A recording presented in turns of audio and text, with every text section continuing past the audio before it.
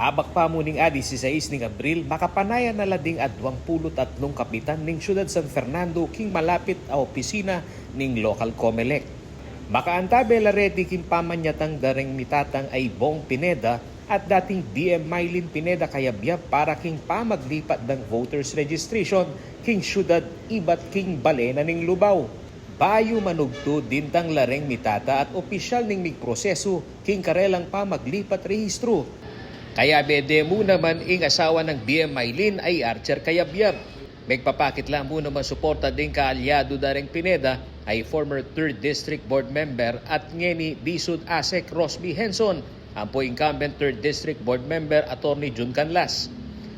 Alupan na ning ordinaryong pamaglipat keng rehistro, sinalang laking biometrics at mapila na requisitos, reng mitata at kaybat nanita, neto nga makuya da press conference ing milyari. Agpangkambong Pineda, nilipa iya bangka nita kanong amuyuta no ren Fernandinong pumiling kandidato ay yangat ing serbisyo publiko kimbalen.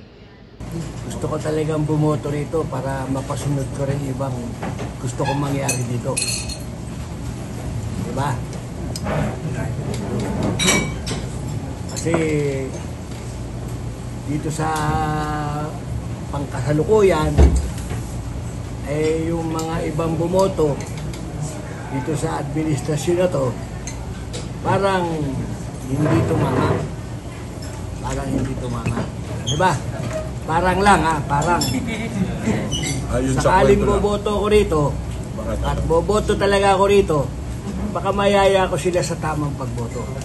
Nung makananuya kanu ing mga rapat king Lubao at Kapitolyo, aking amanwa ng Pineda ating progreso, makaniniya rin kanu kapag nasan king San Fernando.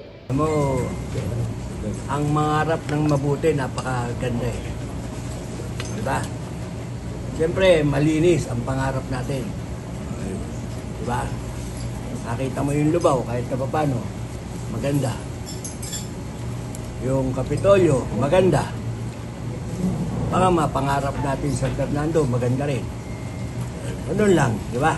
Bayo pa man impa magdalipat na ring mitatang a Pineda at inang lingas-ngas a metong kareng Pineda ing lubande ing politika king siyudad San Fernando. Makanyan man ala pa kanong malino a plano agpangking patriarka ning pamilya. Wala pa ako ron, boto pa lang ako rito. Boto pa lang. Boto pa lang. Alam niyo naman, hindi naman ako tumakbo, hindi ba? Kaya hindi ko pwedeng sabihin sa inyo, tatakbo ko. Man pa-interview yung anak ng Pineda o nang kinumpirma na king CLTV 36 News na mag-resign bilang board member ning Segunda Distrito inyang Lunes akin sining Abril. Sinabi na mo rin natin yung residency king Barangay Dolores king siyudad San Fernando. Samantala, antibong tala suporta dareng Pineda asuya naman ni Angeles City Councilor Alfie Bonifacio o nang apagkabalwa na niting Aldo mo naman a official ne mo rin mag-transfer registration keng siyudad ning San Fernando. At inya kanung tuknangan iti king kalulot at mag-resign niya muna man kanuking sangguniang panlunsod ning Angeles City. Bistaman ala kanung malino at abiso kareng pamalak dareng pamilya Pineda, sinigurado na naman presidente ning Association of Barangay Captains ning siyudad San Fernando ay kalulot Barangay Captain Benji Angeles na buuing suportada karela. Well, definitely that's why we're here, no? Reng alwang kapitan at sula naman Kenny. So they will feel na susuportan nila. Ako yung kakain talasuyo ay Paulo G. Santos, ating pusong makabalen.